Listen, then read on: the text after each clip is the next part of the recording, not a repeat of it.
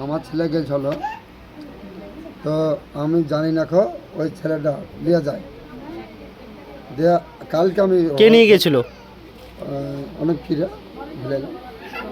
রমজান। তিনার বাড়ি কোথায়? ছেলের বাড়ি হচ্ছে এই গ্রামে।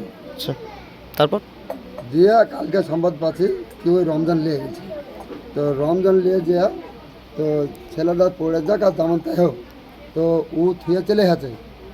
হ্যাঁ, তো থুয়ে চলে আসবে, কিন্তু থাকলে দুজনাই থাকবো, দিয়ে আমাকে সংবাদ দিবে। আচ্ছা, ও থুয়ে ছেলেটাকে থুয়ে চলে এলো আমার কাছে, বাড়ি চলে এলো। তো তারপর চলে এলো, তো তারপর সকালবেলা আসবে। আজকে গোটা দিমান আইলো না, আমি এটা চাই।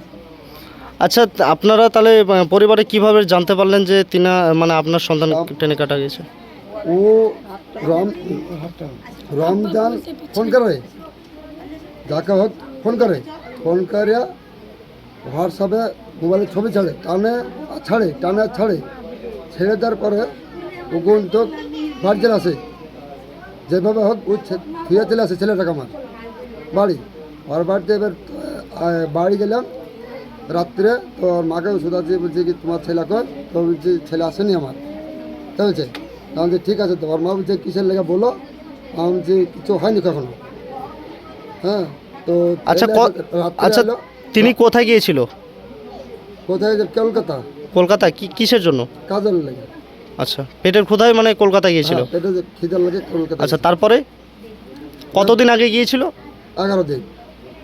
তারপর 11 দিন পর আসছে, তো ওখানে দেখছে তো অ্যাক্সিডেন্ট হয়ে পড়ে আছে। হঠাৎ পরিবারে খবর আসে? হ্যাঁ, বাড়িতে খবর আছে। আচ্ছা, যিনি মারা গেছেন তিনার নাম কি?